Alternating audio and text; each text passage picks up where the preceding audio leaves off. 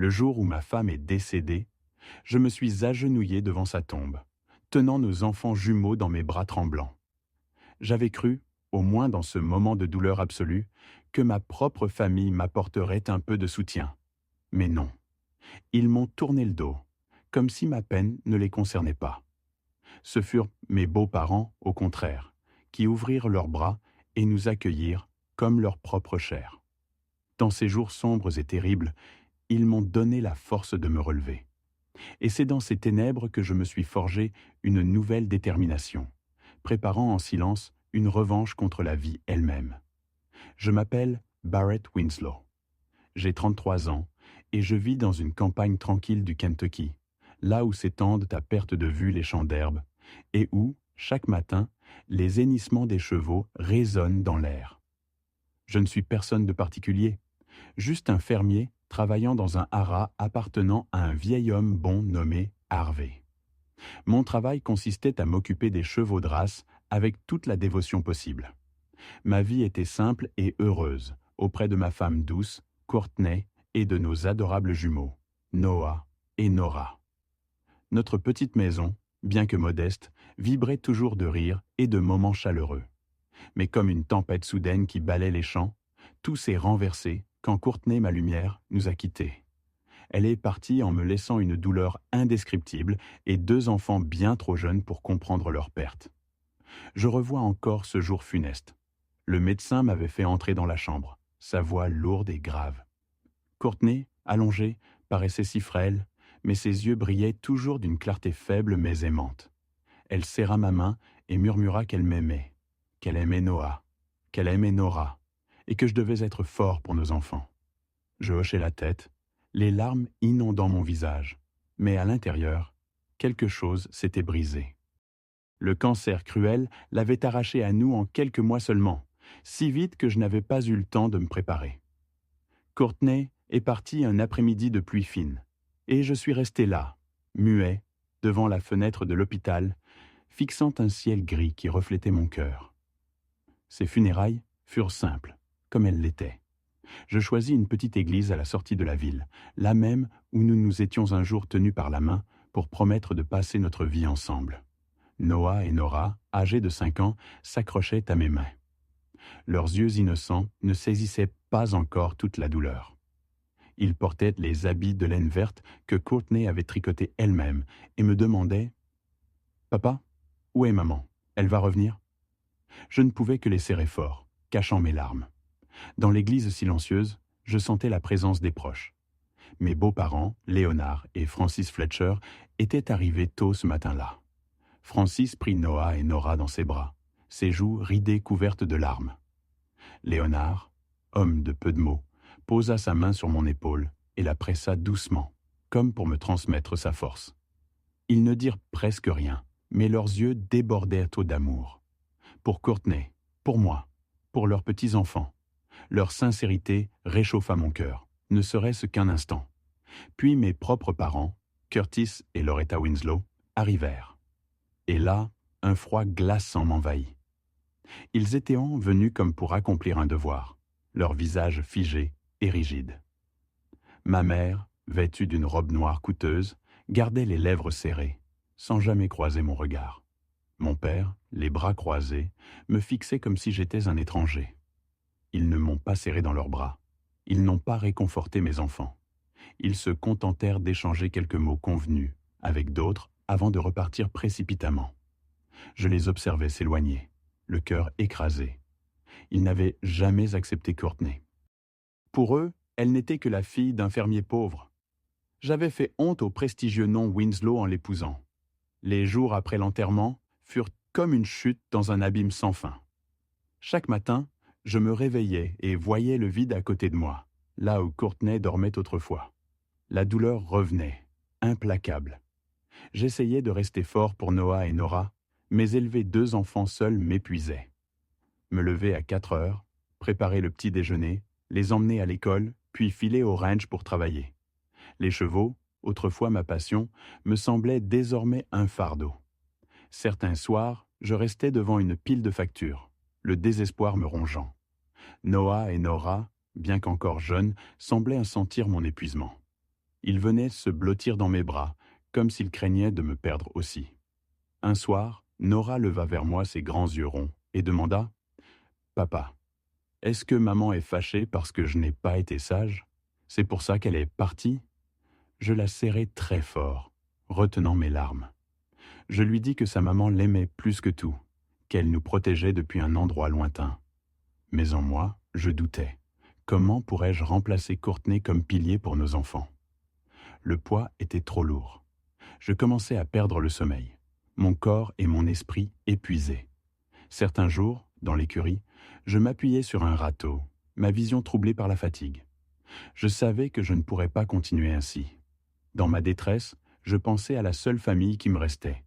Mes parents, Curtis et Loretta. Un après-midi, je pris la route jusqu'à leur maison élégante, près de Louisville. Avec sa clôture blanche et son jardin impeccable, cette maison me paraissait étrangère, même si j'y avais grandi. Quand ma mère ouvrit la porte, son regard refléta une surprise glaciale. « Barrett, qu'est-ce que tu fais ici ?» Je pris une profonde inspiration. « Maman, j'ai besoin d'aide. Je n'y arrive pas avec Noah et Nora. Je suis épuisé. Je me disais que peut-être, vous pourriez, juste les garder parfois où ?» Son visage resta impassible. « Barrett, tu sais qu'on est déjà très occupés. On s'occupe des enfants de ton frère, Miguel. Lui, il a besoin de nous. Et puis, tu as choisi ton chemin, non, quand tu as épousé. Cette fille, c'était Courtney. » Je me tournai vers mon père, espérant un signe, mais il secoua la tête. « Barrett, tu es un homme. Tu dois gérer ça toi-même. Ne viens pas nous déranger. Je ne me souviens même plus comment j'ai quitté cette maison. Je n'entendais que leurs mots froids résonner dans ma tête, mélangés aux souvenirs de Courtney. Sur le chemin du retour, je me suis arrêté dans un champ. Je coupais le moteur et laissais les larmes couler. Pas parce que j'étais faible, mais parce que je me sentais désespérément seul. Courtney avait toujours été celle qui me comprenait, qui me disait que nous traverserions tout ensemble. Maintenant, elle n'était plus là. Quand je suis rentré, Noah et Nora dormirent déjà. Je les ai serrés contre moi et j'ai murmuré dans le noir. « Que dois-je faire, mon amour? Comment être assez fort pour protéger nos enfants ?» Il n'y eut que le sifflement du vent à travers la fenêtre pour me répondre. Je ne savais pas encore que dans ces ténèbres, une petite lueur m'attendait. Pas de la part de ma famille de sang, mais de ceux que je n'aurais jamais cru devenir ma véritable famille. Après ce jour où je quittais la maison glaciale de mes parents, je me sentais comme une âme perdue dans un champ désert. Noah et Nora étaient la seule raison qui m'empêchait de m'effondrer. Mais je savais que je ne pouvais pas continuer seul. J'avais besoin d'aide, de quelqu'un, de n'importe qui, pour m'aider à tenir debout. C'est alors que je pensais à Léonard et Francis Fletcher, les parents de Courtney. J'hésitais longtemps avant de les appeler. Ils vivaient dans une petite maison au fin fond du Kentucky, au bout de chemins de terre rouge serpentant entre champs de maïs et de blé. Courtney me disait souvent que ses parents n'avaient jamais eu beaucoup d'argent, mais qu'ils avaient de grands cœurs, toujours prêts à partager le peu qu'ils possédaient. Je craignais de devenir un fardeau, mais chaque soir, en voyant les yeux innocents de Noah et Nora, je n'avais pas le choix.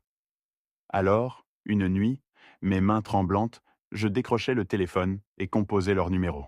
« Barrett ?» La voix de Francis résonna, chaleureuse mais inquiète. « Est-ce qu'il y a un problème, mon grand ?» Je pris une inspiration, ma voix brisée. « Maman, je n'arrive plus. J'ai besoin d'aide. Je ne peux pas m'occuper de Noah et Nora seul. » Il y eut un silence, puis la voix de Francis se fit douce mais ferme. « Barrett, tu n'as pas besoin de dire un mot de plus. Amène les enfants ici. Notre maison est la vôtre. » Ces paroles furent comme un vent tiède brisant la glace autour de mon cœur. Le lendemain, je préparai quelques affaires pour moi et les jumeaux, les chargeai dans mon vieux pick-up et pris la route. L'heure de trajet me parut interminable. Tout du long, je doutais. Étais-je en train d'abuser de leur bonté? Mais en arrivant devant la petite maison en bois couverte de lierre, je vis Francis sur le perron, les bras grands ouverts. Elle m'enlaça comme son propre fils. Léonard, derrière elle, le sourire doux, s'approcha, posa sa main sur mon épaule, puis serra Noah et Nora contre lui, comme si c'était naturel. Leur maison n'était pas grande. 2 chambres, un sol qui craquait et l'odeur de pain chaud qui flottait depuis la cuisine. Mais dès que je franchis le seuil, je ressentis une chaleur que j'avais perdue depuis la mort de Courtney. Francis fila en cuisine, préparant un repas simple mais réconfortant. Purée de pommes de terre, haricots mijotés et poulet frit doré. Noah et Nora, qui s'étaient enfermés dans leur silence depuis l'enterrement, se mirent à bavarder en l'écoutant raconter des histoires sur l'enfance de Courtney, comment elle courait dans les champs à la poursuite des lapins.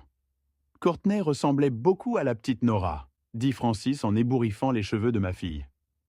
Son sourire, c'était exactement le même. En voyant cette scène, mon cœur s'adoucit, mais la douleur refit surface aussi, en me rappelant le contraste violent avec mes propres parents. Curtis et Loretta n'avaient jamais pris mes enfants dans leurs bras, jamais raconté une histoire, jamais demandé comment ils allaient. Ici, dans cette maison modeste, Léonard et Francis me traitaient non pas comme un gendre, mais comme leur fils. Les jours suivants, je m'installai définitivement chez eux. Ils refusèrent que je paie quoi que ce soit, malgré mon insistance. « Barrett, tu fais partie de la famille. Peu importe ce qui arrive, tu es chez toi, » dit Léonard d'un ton ferme. « La famille ne tient pas de compte. » Francis prit en charge Noah et Nora comme une véritable grand-mère-maman. Chaque matin, elle se levait tôt pour leur préparer des tartines avec sa confiture maison de fraises. Elle tressait les cheveux de Nora et apprenait à Noah à faire ses lacets. Léonard, malgré son âge, les emmenait à l'école dans son vieux pick-up cabossé. Un jour, je les trouvai sous le grand chêne de la cour. Léonard enseignait à Noah à tailler un petit bateau en bois, pendant que Nora le coloriait avec ses crayons. Je restais figé, des larmes aux yeux. C'était exactement ce que Courtney voulait, que nos enfants grandissent entourés d'amour, dans des moments simples mais pleins de sens. Je continuais à travailler au haras de Harvey. Le travail était toujours éreintant, mais rentrer le soir n'était plus un poids. Francis m'attendait toujours avec une assiette chaude, et Léonard restait à mes côtés, une tasse de café à la main, partageant des histoires de sa jeunesse, de comment lui et Francis avaient bâti leur vie à partir de rien. Ces récits, en plus d'apaiser ma fatigue, m'insufflaient de la force de la famille. Mais parfois, la douleur revenait. Quand Noah et Nora dormaient profondément, je sortais seul sur le porche et fixais les champs plongés dans l'obscurité. Le manque de Courtney me mordait comme une plaie ouverte. Et les souvenirs de la froideur de mes parents surgissaient à nouveau, me laissant amer. Un soir, Francis me rejoignit. Elle posa une vieille couverture sur mes épaules et s'assit à côté de moi. « Qu'as-tu sur le cœur, mon grand ?» demanda-t-elle doucement. Je baissai la tête. Je ne comprends pas pourquoi mes parents me traitent ainsi. J'ai tout essayé pour être un bon fils, mais pour eux, je ne suis jamais assez. Et vous? Vous me traitez comme votre fils, alors que je ne suis que leur gendre. Je ne sais pas comment vous remercier. Elle posa sa main sur la mienne, son regard tendre mais ferme. Barrett, tu ne nous dois rien. Tu es le mari de Courtney, le père de Noah et Nora. Pour nous, tu fais déjà partie de la famille. La famille n'attend rien en retour. Elle se contente d'aimer. Ces mots réchauffèrent mon cœur comme une flamme dans la nuit. Ce soir-là, je fis un serment silencieux, à Courtney, à Léonard, à Francis et à mes enfants. Un jour, je les remercierai. Je prendrai soin d'eux comme ils avaient pris soin de moi dans mes heures les plus sombres. Je construirai pour Noah et Nora un foyer complet, même sans leur mère. Les Fletcher, malgré leur vie simple, débordaient d'amour. Leur petite maison en bois, leurs repas modestes, leurs soirées passées autour du feu créaient une atmosphère bien différente de la froideur des Winslow. Je repensais souvent aux grandes réceptions que mes parents organisaient, aux discours où ils glorifiaient Miguel, mon frère cadet, en exagérant ses réussites. Pour eux, tout tournait autour des apparences. Ici, chez Léonard et Francis, je découvrais que la véritable richesse se trouvait dans les liens et le partage. Les mois passèrent, marqués par des difficultés, mais aussi par de précieuses leçons. Je commençai à gérer mes finances avec rigueur, surveillant chaque cent de mon maigre salaire pour subvenir aux besoins de Noah et Nora. Je me jurais de bâtir une vie meilleure, pour mes enfants, mais aussi pour Léonard et Francis qui m'avaient accueilli comme leur fils. C'est alors qu'un matin d'automne, Mr. Harvey m'appela dans son bureau. Son visage buriné, ses yeux francs, me scrutèrent longuement avant qu'il ne prenne la parole. « Barrett, il y a une foire aux chevaux ce week-end à Lexington. Je veux que tu viennes avec moi. Tu es le meilleur que j'ai pour t'occuper de nos chevaux. » J'en restais bouche bée. Je n'avais jamais quitté vraiment le ranch pour un tel événement. Moi qui passais mes journées dans les écuries, je n'avais pas l'habitude des foules, des riches acheteurs et de leurs costumes élégants. Mais je savais que je ne pouvais pas refuser. C'était une occasion d'apprendre. Le jour de la foire, j'enfilai la chemise la plus propre que Francis avait soigneusement repassée et mon vieux chapeau de paille. L'air de Lexington était vibrant. Hennissements, éclats de rire, senteurs de foin et de nourriture grillée emplissaient les lieux. Des purs sangs étincelants défilaient sous les applaudissements.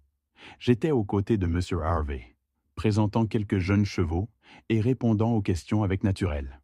Pour moi, ce n'était pas un travail, mais une passion. Pendant que je vérifiais les sabots d'un jeune poulain, j'entendis une voix grave derrière moi. « Vous avez la main sûre ?»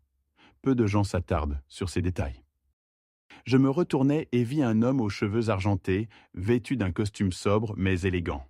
Il se présenta, Clinton McGrath, ancien investisseur, toujours passionné de chevaux de course. Son regard perçant mais bienveillant m'intimida d'abord, puis m'apaisa. Nous parlâmes longuement. Je lui racontai, presque malgré moi, mon histoire.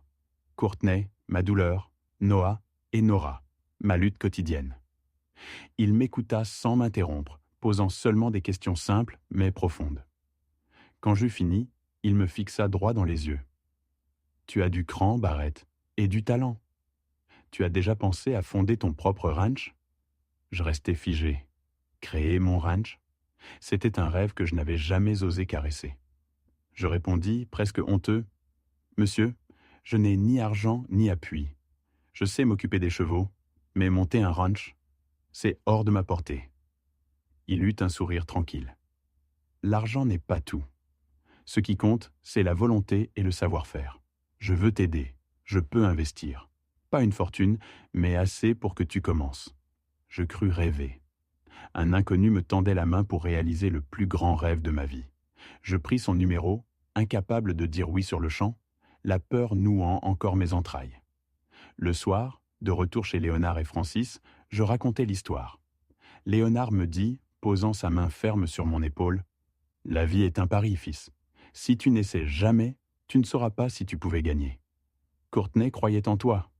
C'est le moment de te montrer à la hauteur. » Francis ajouta doucement, essuyant ses mains sur son tablier. « Tu as déjà surmonté l'insurmontable. N'aie pas peur de ce qui t'attend. » Leurs paroles dissipèrent peu à peu le brouillard de mes doutes. Cette nuit-là, en regardant le ciel étoilé, je me souvins de Courtney. « Tu auras ton propre ranch un jour, Barrett, » me disait-elle souvent. Alors, j'ai pris ma décision. Le lendemain, j'annonçai à Mr. Harvey ma démission. Ses yeux s'embuèrent de regret, mais il sourit. « Tu es le meilleur que j'ai eu. Je te soutiens. Ma porte restera toujours ouverte. » Quelques jours plus tard, je retrouvai M. McGrath dans un café de Lexington. Sans détour, il posa son offre. « Barrett, je vais investir $1 million. En échange, je veux 30 de parts. Ce n'est pas un cadeau, c'est un pari. Montre-moi que je n'ai pas eu tort. » Je crus défaillir. 1 million. Je promis de ne pas le décevoir. Avec cet argent, j'achetai un petit terrain à la périphérie de Lexington. Pas immense, mais assez pour bâtir une écurie modeste. De mes propres mains, je plantais les poteaux, assemblais les planches, érigeais les clôtures. Chaque coup de marteau, chaque goutte de sueur me rappelait que c'était ma chance unique. J'achetais quelques jeunes chevaux, négligés par les grands éleveurs. Pas des champions, mais je croyais en leur potentiel. Pourtant, la réalité se montra cruelle. Les dépenses s'accumulaient. Nourriture, vétérinaire, matériel, salaire saisonnier. Le million fondait comme neige au soleil. Je me levais à 4 heures du matin, nourrissais les chevaux, nettoyais les stalles, m'occupais des entraînements.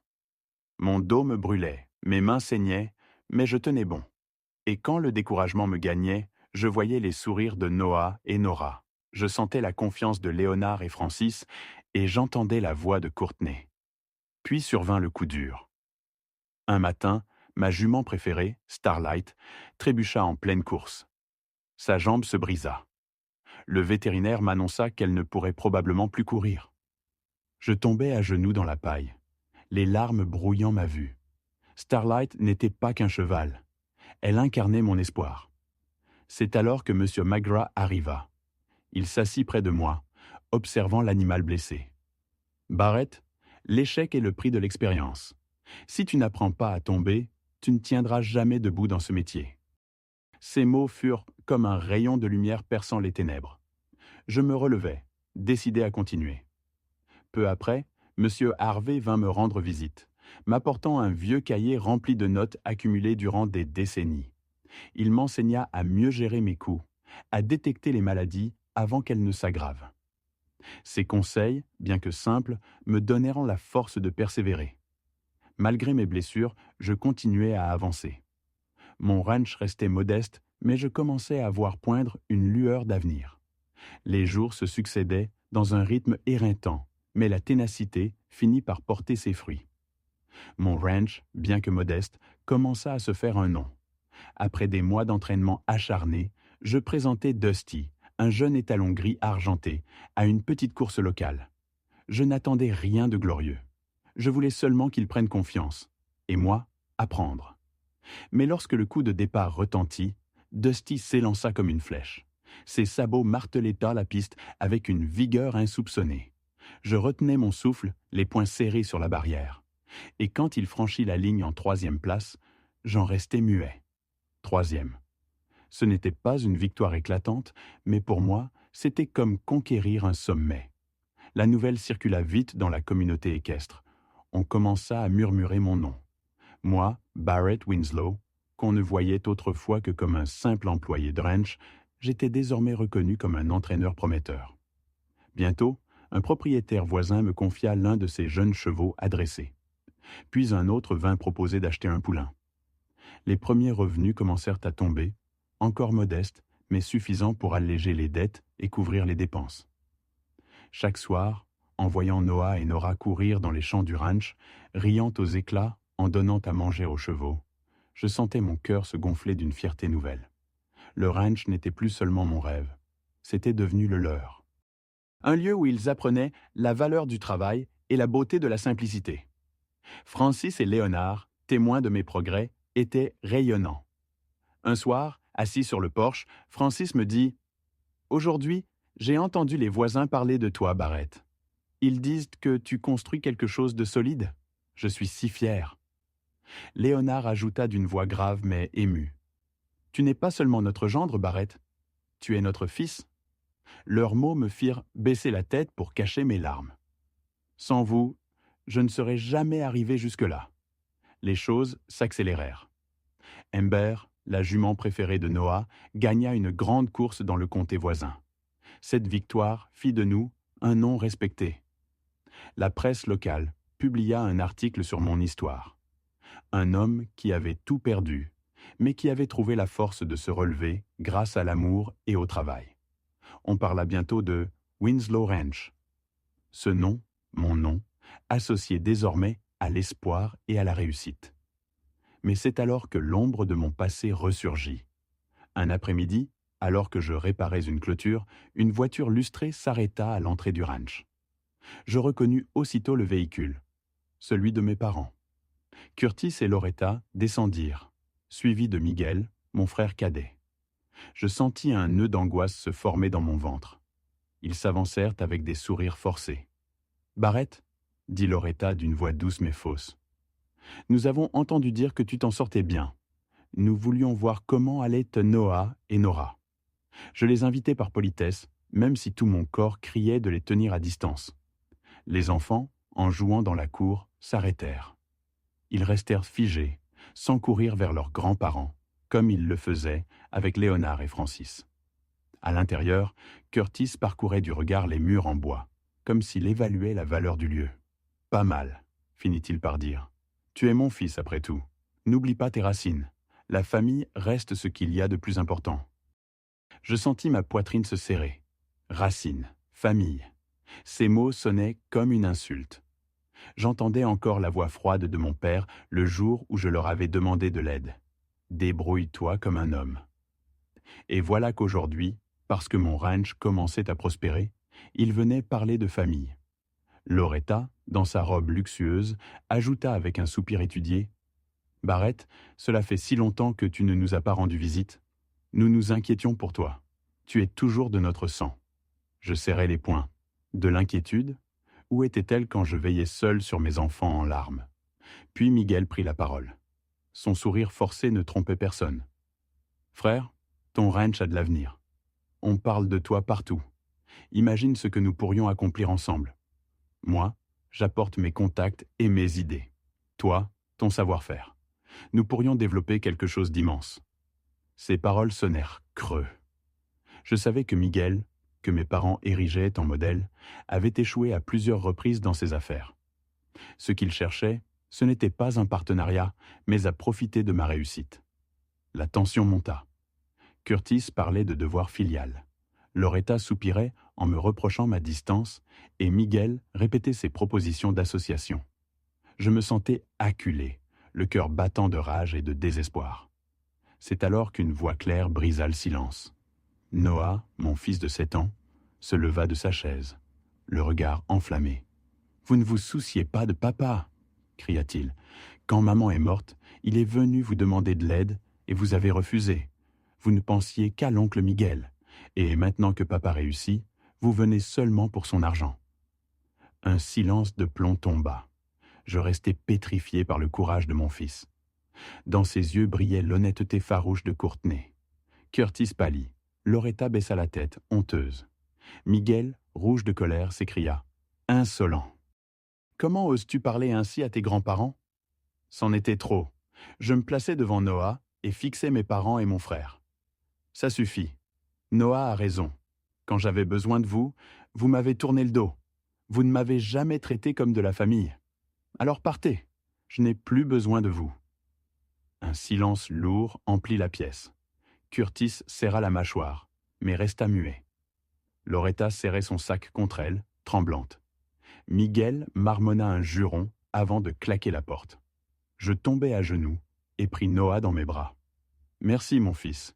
Tu as été si courageux. » Nora nous rejoignit, et tous les trois, nous nous serrâmes fort, comme pour sceller notre unité. J'avais perdu une famille de sang, mais j'en avais trouvé une autre, forgée dans l'amour et la loyauté. Les années passèrent, et Winslow Ranch devint un nom respecté dans tout le Kentucky. Mes chevaux gagnaient des courses, les commandes affluaient, et petit à petit, la réputation que j'avais bâtie à la sueur de mon front dépassa les frontières de mon comté.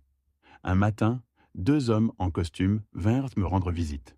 Ils représentaient Equine Ventures, un puissant fonds d'investissement spécialisé dans les chevaux de course. Après une visite attentive de mes installations, ils me firent une proposition qui me laissa sans voix. « Monsieur Winslow, nous voulons racheter votre ranch pour 100 millions de dollars. Vous resteriez directeur jusqu'à vos 60 ans, avec pleine gestion opérationnelle. Qu'en pensez-vous » Je restai figé. 100 millions. Le chiffre résonnait dans ma tête comme un coup de tonnerre. Jamais je n'avais imaginé entendre une telle offre. Moi, l'ancien fermier ruiné, le veuf écrasé par la douleur, on me proposait aujourd'hui une somme qui pouvait changer le destin de mes enfants. Cette nuit-là, je ne pus fermer l'œil. Je pensais à Noah et Nora. Avec cet argent, je pouvais leur offrir les meilleures écoles, une sécurité absolue. Je pouvais rembourser Léonard et Francis, leur offrir une maison digne de leur bonté. Mais en même temps, je craignais de vendre mon âme. Winslow Ranch n'était pas qu'une propriété. C'était mon rêve, mon combat, le Legs de Courtney. Si je vendais, serais-je encore moi-même? Les jours suivants, je consultais ceux en qui j'avais confiance. Léonard et Francis d'abord. Assis à leur table de cuisine, je leur expliquais l'offre. Francis me prit les mains, ses yeux brillants d'inquiétude. « Barrett, tu as travaillé si dur, mais pense à Noah et Nora. Une telle chance n'arrive pas 2 fois. » Léonard ajouta d'une voix grave mais apaisée. « Tu as bâti quelque chose d'extraordinaire. Quelle que soit ta décision, nous serons à tes côtés. Ce qui compte, c'est que tu restes fidèle à ton amour pour les chevaux. » Puis je rendis visite à M. Harvey, mon ancien patron. Dans le vieux café de Lexington, il écouta sans m'interrompre, puis éclata d'un rire sec. Barrett, peu de fermiers dans une vie reçoivent une telle offre. Mais l'argent n'est pas tout. Tu dois choisir, garder ton indépendance ou assurer l'avenir de ta famille.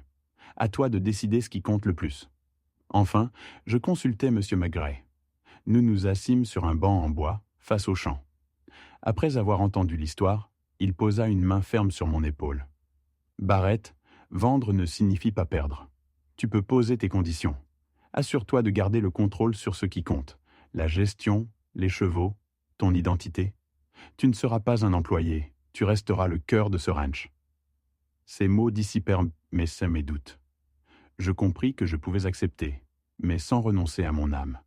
Après des négociations tendues, Equine Ventures accepta mes conditions. Je signai le contrat. Winslow Ranch valait désormais 100 millions, mais j'en restais le directeur et l'âme. Ce fut le début d'une nouvelle vie. Je ne craignais plus les factures, je n'avais plus à me demander si mes enfants auraient de quoi manger demain. Mais plus que l'argent, c'était la sérénité retrouvée qui comptait. La première chose que je fis fut de tenir ma promesse à Courtney. Prendre soin de ses parents. Je retournai chez Léonard et Francis avec un dossier sous le bras. « Maman, papa, j'ai un cadeau pour vous. » Je leur offris une maison spacieuse en bord de lac, avec un jardin et tout le confort dont ils avaient toujours rêvé. Francis fondit en larmes. Léonard me serra dans ses bras en murmurant « Fils, nous sommes fiers de toi. » Puis je décidai d'aller plus loin. Je voulais que le nom de Courtney continue de vivre. Avec une partie de l'argent, je créai le fonds de bourse Courtney Fletcher Winslow, destiné aux enfants défavorisés des campagnes du Kentucky. Ceux qui, comme Courtney, avaient des rêves mais manquèrent de moyens. Grâce à ce fonds, ils pourraient étudier, réaliser ce qui leur semblait impossible. Noah et Nora intégrèrent une école prestigieuse à Lexington. Mais je veillais à leur rappeler chaque jour leurs racines. Tout ce que nous avons aujourd'hui, mes enfants, vient de l'amour et du courage. Ne l'oubliez jamais. Soyez reconnaissants. Restez humbles. Lors du lancement du fonds, dans une petite salle communautaire, je pris la parole devant des dizaines de familles, aux côtés de Léonard, Francis et mes enfants. Je n'étais qu'un fermier avec rien. Si je suis ici aujourd'hui, c'est grâce à ma femme Courtney et à mes beaux-parents qui ne m'ont jamais abandonné. Ce sont eux, ma vraie famille. Ces mots déclenchèrent une salve d'applaudissements. Mais au fond de la salle, je vis Curtis, Loretta et Miguel. Ils avaient osé venir. Je lus la honte sur leur visage. Curtis, raide, tentait de cacher sa gêne. Loretta baissait la tête, crispée sur son sac. Miguel, rouge de colère, quitta la salle avant la fin.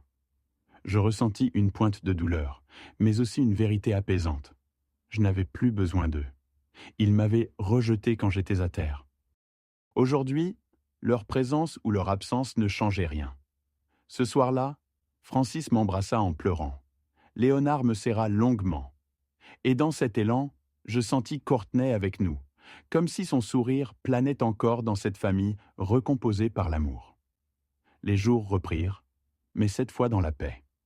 Winslow Ranch prospérait, mais au-delà des chiffres et des victoires, ma vraie richesse se trouvait dans les yeux brillants de Noah et Nora, dans la fierté de Léonard et Francis, et dans l'héritage de Courtney. Un soir, je conduisis les enfants au cimetière, sous le grand chêne. Nous déposâmes un bouquet de marguerites sur la tombe de Courtney. Noah, désormais grand, se tint droit. Nora serra ma main et demanda doucement « Papa, est-ce que maman sait qu'on est venu ?» Je souris, caressant ses cheveux. « Elle le sait, ma chérie. Elle est toujours avec nous, dans nos cœurs. » Nous restâmes là, unis, baignés par le coucher de soleil, et je compris enfin le sens de ma vie. La famille n'est pas toujours celle du sang, mais celle qui se tient à vos côtés dans vos pires moments. Curtis, Loretta et Miguel avaient choisi de me tourner le dos. Léonard, Francis, Harvey, Magra avaient choisi de m'élever quand je tombais. Je savais désormais quelle famille je voulais honorer. Et en voyant Noah et Nora sourire, je fis le vœu qu'ils grandiraient avec cette même vérité. Le vrai succès ne se mesure pas en millions, mais en amour, en gratitude et en fidélité à ceux qui comptent.